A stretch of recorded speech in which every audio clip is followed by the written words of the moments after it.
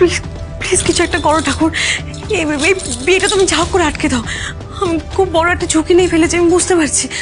একদিকে মানিক আর একদিকে রিধিমা, দুজনে মিলে আপ্রাণ চেষ্টা করছে আমার সাথে যেন মানিকের বিয়েটা হয়ে যায়। আমার মানিককে বিয়ে করতে চাই না ঠাকুর, প্লিজ কিছু একটা করো, প্লিজ প্লিজ প্লিজ কিছু একটা করো ঠাকুর, প্লিজ কিছু একটা। এই মেয়ে এদিকে এসো, বিড়বিড় করছে একা ঘরে।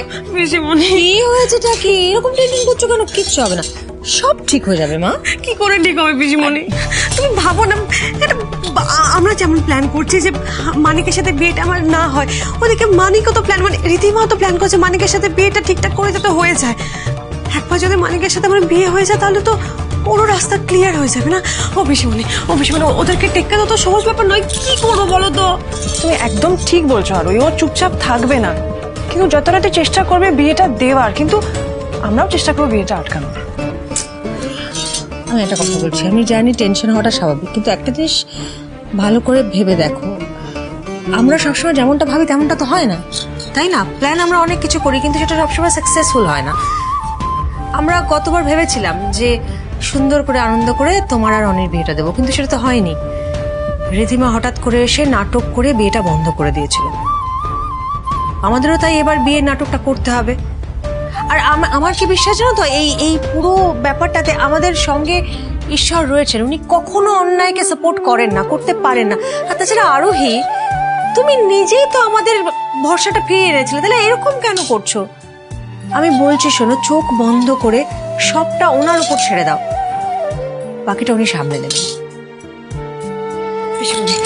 আমি তো চোখ বন্ধ করে ওনাকেই প্রার্থনা করছি, ওনার কাছে তো সবকিছু বলছি, কিন্তু আমি একটা কথা বলি, আমি কিন্তু ওই মানিকের গায়ে হলুদ আমার গায়ে কোনোভাবে লাগাবো না। আমি কিন্তু বলেছি আমি কিছুটা করতে হবে পিসিমণি, প্লিজ। আচ্ছা আরোহী, উপায় তো তিনি ঠিক করে দিয়েছেন। কোথায় উপায় ছিল? আমি তখন উপায় দেখতেই পাচ্ছি না। আরে মানিকের গায়ে হলুদ হবে কি করে? একটা বিশাল বড় নিরে ধাড়ি মানিকের মাথায় বসে আছে, শক্ত হয়ে, সেটা আর বেরোচ্ছে না। এবার আমি শুনলাম যে এই অবস্থায় নাকি ওর গায়ে হলুদ হচ্ছে, কিন্তু ব্যাপারটা হচ্ছে যে মুখে হলুদ লাগাবে কি করে, সেটা তো আর হলো না। এখন এই অবস্থায় যদি মাঝ পথে ওই হলুদের বাটিটা অদল বদল হয়ে যায়, তাহলে আরোহীর সাথে মানিকের আর গায়ে হলুদ হলো না। এই যে ঠাম্মি, ডুপ্লিকেট বাটির ব্যবস্থা হয়ে গেছে, এবার শুধু সুযোগের অপেক্ষা। গামছাটা ভালো করে পেঁচিয়ে রাখনি, ও যত তোকে কম দেখে ততই মঙ্গল। দেখি গামছাটা সরাও, গায়ে হলুদ দেবো তো নাকি? না গামছা সরানোর কি আছে, দিয়ে দাও না। মানে এভাবে কি করে গায়ে হলুদ দেবো কাকাই, কি যে বলো না। গামছা, আচ্ছা ঠিক আছে আমি সরিয়ে নিচ্ছি।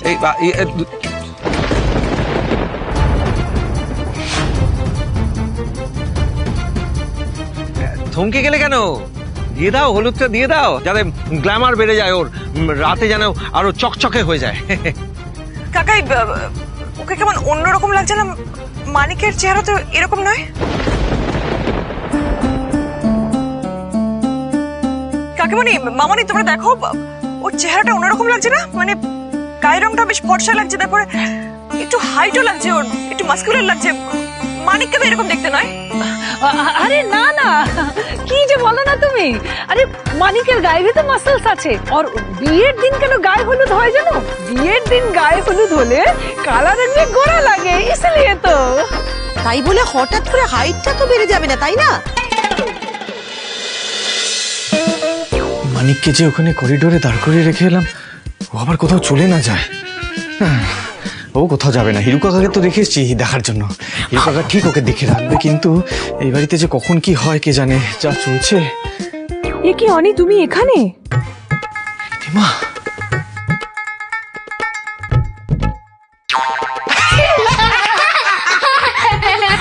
তোমরা ইয়ার্কি করছো আমার সাথে? হ্যাঁ, এই অবস্থায় ইয়ার্কি করছো আমার সাথে? না আচ্ছা এই অবস্থা এরকম ভয় পেলে কি করে চলবে বলতো? প্ল্যানটা তো তুই করেছিস না, একটা বড় প্ল্যান ফেলেছিস। হ্যাঁ, ওদিকে করিডোরে মানিক ওই একটা হাঁড়ি হাঁড়ি মাথায় নিয়ে এদিক ওদিক করছে আর দমাদম ধাক্কা খাচ্ছে, আর এই হিরু কাকা বারবার বোঝাবার চেষ্টা করছে যে এক্ষুনি লোক আসছে, এক্ষুনি লোক আসছে, তুমি হাঁড়ির থেকে মুক্তি পাবে। সত্যি রে, ছেলেটাকে দেখে না মায়াই হচ্ছে। মায়া মায়া হচ্ছে, এখন মায়া হচ্ছে ওর জন্য, এতদিন মায়া হয়নি, মায়া হচ্ছে। আমাকে তো মনে হচ্ছে এবার তৈরি হয়ে নিতে হবে গো। হ্যাঁ আর কথা নয় পাপাই, তুমি তাড়াতাড়ি রেডি হয়ে নাও। হ্যাঁ হ্যাঁ ঠিক আছে, আমি রেডি হয়ে নিচ্ছি।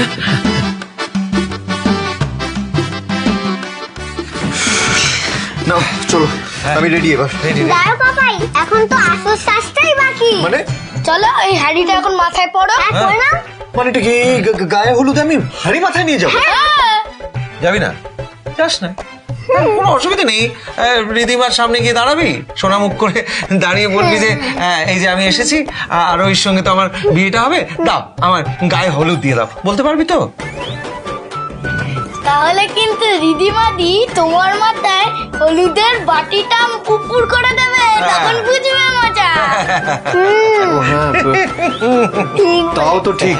হ্যাঁ, আরে আমরা সবসময় ঠিক কথাই বলি, বুঝছিস? তাও তো ঠিক না, সবসময় ঠিক। হ্যাঁ চল। ঠিক কথাই যখন বলো তাহলে আর দাঁড়িয়ে আছো কেন? নাও নাও নাও।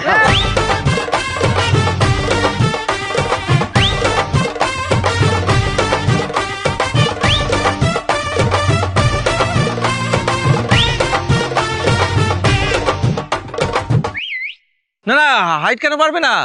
এই যে এতদিন পরে মানিক আরোহীকে পাচ্ছে, গর্বে ওর বুক ফুলে উঠবে না? উচ্চতা একটু বেড়ে যাবে না? সেইভাবেই তো বেড়ে গেছে, তাল গাছ এক পায়ে দাঁড়িয়ে আরো উঁচু হয়ে যাচ্ছে। এই চলো চলো চলো, গায়ে হলুদ দিয়ে নাও। এই তো দাও দাও দাও।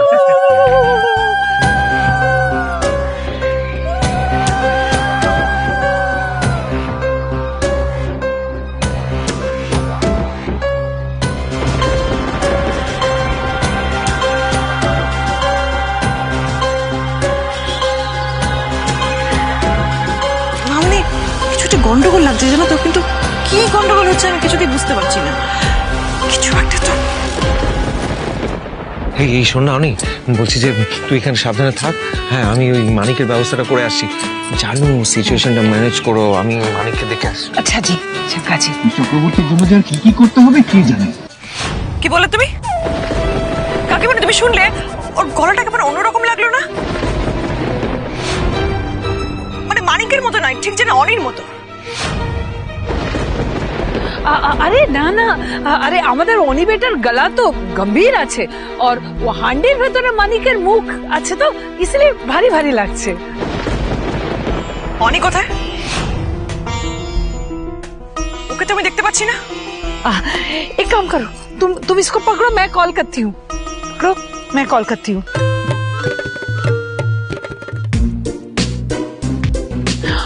অনি বেটা, कहाँ हो तुम?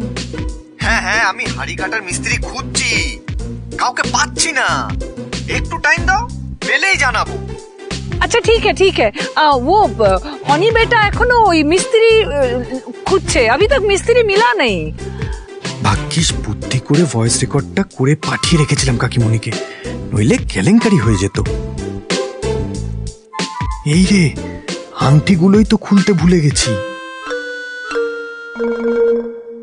আরে দূর, সবাই মিলে তো আকাশ কুসুম ভাবলে হবে না, আমাদের চটপট যেতে হবে, সময় নষ্ট করবার মতন সময় হাতে নেই, বাটি বদলাতে হবে, একটাও সুযোগ হাতছাড়া করা যাবে না। ও পিসিমণি, মুখটা কেমনটা হচ্ছে, কি টেনশন হচ্ছে, খুব সাবধানে মিশকা, সাবধানে কিন্তু। আরে হ্যাঁ, তুমি চিন্তা করো না। কিন্তু সবটাই করতে হবে ওই রিধিমার নজর এড়িয়ে। হ্যাঁ, তোমরা চিন্তা কেন করছো? সবই তো আমার হাতের কামাল, এমন করে সেকেন্ডের মধ্যে বাটি বদলে যাবে না, কেউ টের পাবে না। হ্যাঁ চলো। পিসিমণি কি কনফিডেন্টলি বলে? এই আরোহী, শিগগিরই প্রভাসকে একটা ফোন করো। প্রভাসকে এক্ষুনি একটা ফোন করো, ফোন করে জিজ্ঞেস করো যে সন্ধ্যেবেলায় ওকে যা যা করতে বলা হয়েছে তার ব্যবস্থা কদ্দূর। ঠিক ঠিক ঠিক ঠিক, আমি করে করছি।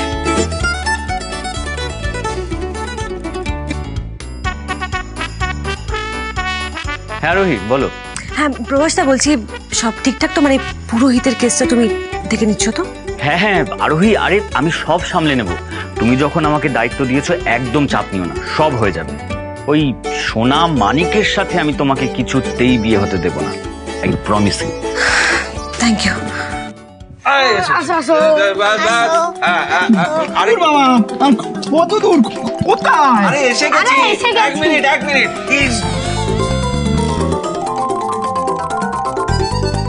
কি? আরে কোথায় গেল? হ্যাঁ তাড়াতাড়ি খোঁজ না বাবা, আরে কই কোথায় গেল? গেল? আরে কই গেল? আরে আরে ওই দেখো।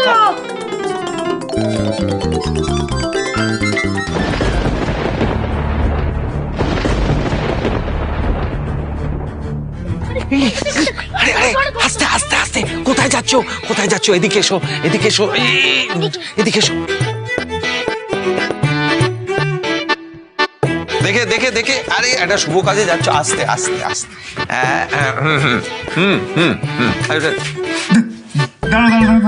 দাঁড়িয়েছি। কি ব্যাপারটা কি? হ্যাঁ আয়ুলদের জায়গা এত শুনছেন কেন?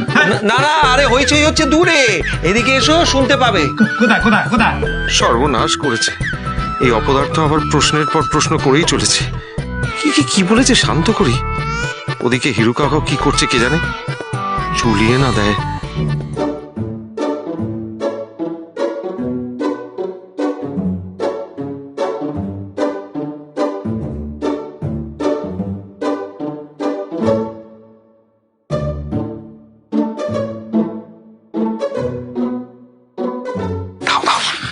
আরে এটা আবার কেমন বক্স, ভাল লাগে না? আওয়াজ হবে তো? আরে হবে এটা হচ্ছে ব্লুটুথ সাউন্ড বক্স হবে। যা তো তুমি বিড়িটা নিয়ে এসো।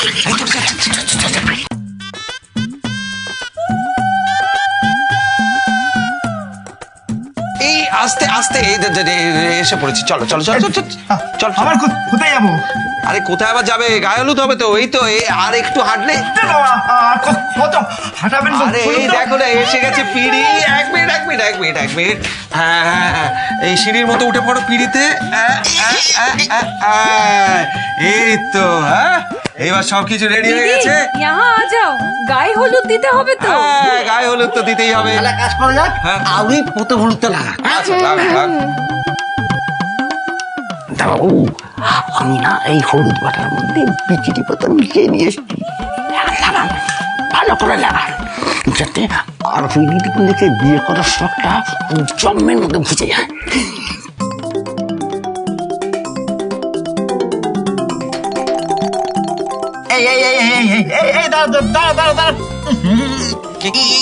কি ব্যাপারটা কি? হলুদের থেকে দুর্গন্ধ বেরোচ্ছে কেন?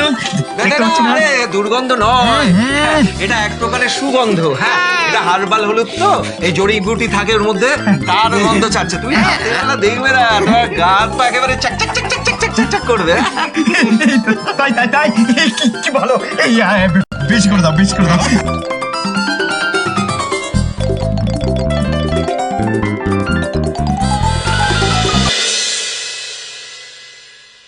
মা, ও মা একটু চা খাও মা। ও মা, আচ্ছা তুমি এভাবে আর কতক্ষণ বসে থাকবে বলো তো? তিতলি ওইদিকে ঘরে বসে কান্নাকাটি করছে কিছু না খেয়ে, বাবা জ্যাঠান সবাই যে যার মতো না খেয়ে বেরিয়ে গেল। তুমি এরকম করলে মা সবার বাড়ি শুধু সবার শরীর খারাপ হয়ে যাবে তো। কাল যা শুনলাম তারপর আমার মরে যেতে ইচ্ছা করছে। এই দিন দেখার জন্য আমি এত কষ্ট করে তোদেরকে মানুষ করলাম।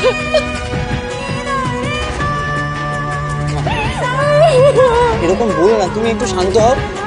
আচ্ছা শোনো না, তুমি আমার সাথে একটু ওই ঘরে চলো, একটু বিশ্রাম নেবে। চলো।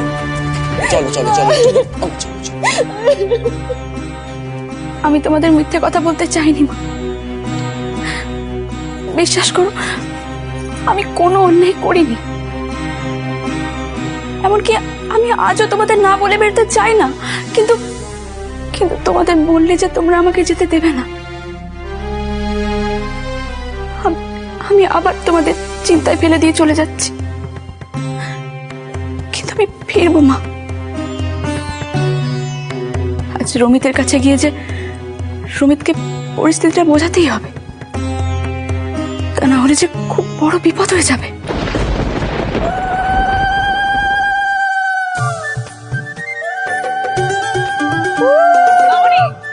চলে এসছে। আরে শিবানী এসো, মানিককে গায়ে হলুদ দেবে না? না না না, তোমরা দাও না, তোমরা দাও। এই মিশকা, আয় গায়ে হলুদ দিবি না? না, আমি বরং আরোহীর গায়ে হলুদ দেবো। হ্যাঁ সেটাই ভালো।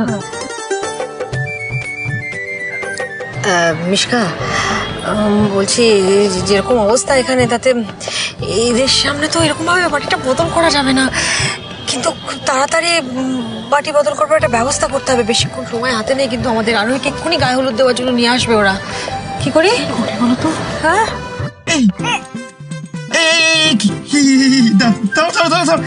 চুল করছে কেন?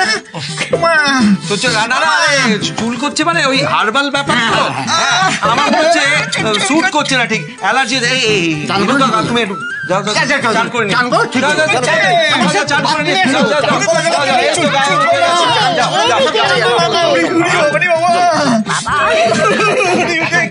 আমাদের হাতটা ধুয়ে ওখানে যেতে হবে, নাহলে কি হবে বলতো? হ্যাঁ, যে মানিকের জায়গা অনেক আছে সেটা ধরা পড়ে যাবে তো। হ্যাঁ চল।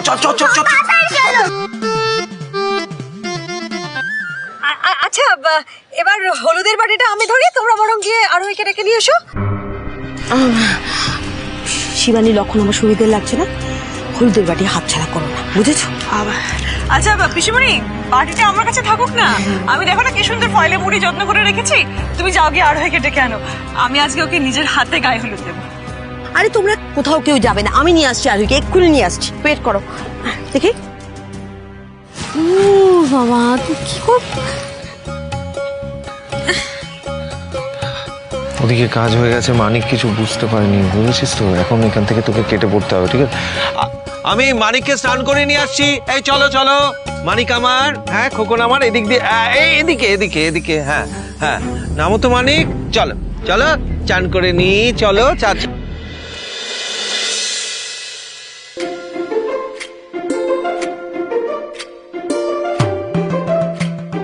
ওই তো আরোহী চলে এসছে। এসো আরোহী, এসো।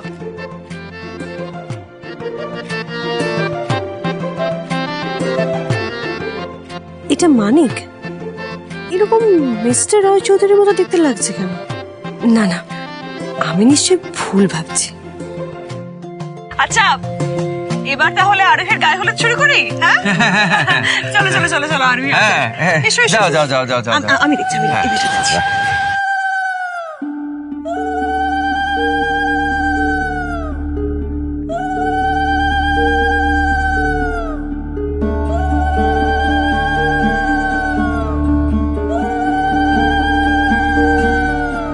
মিশকা আটকাও, ওটা দাও আমাকে। আমি আরোহীর গায়ে আগে হলুদ দেবো।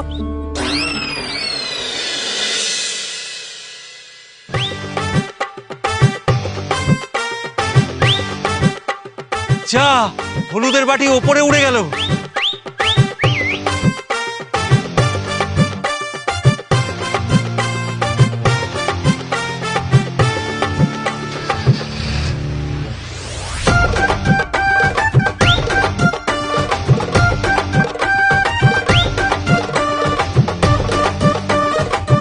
গায়ে হলুদের আগেই বাটিটা গালে উড়ে। আর রিদিমা কি পারবে হলুদের বাটিটা ধরতে? রিদিমা যাচ্ছে, বাটি উঠছে। রিদিমা যাচ্ছে, বাটি উঠছে। अब क्या होगा?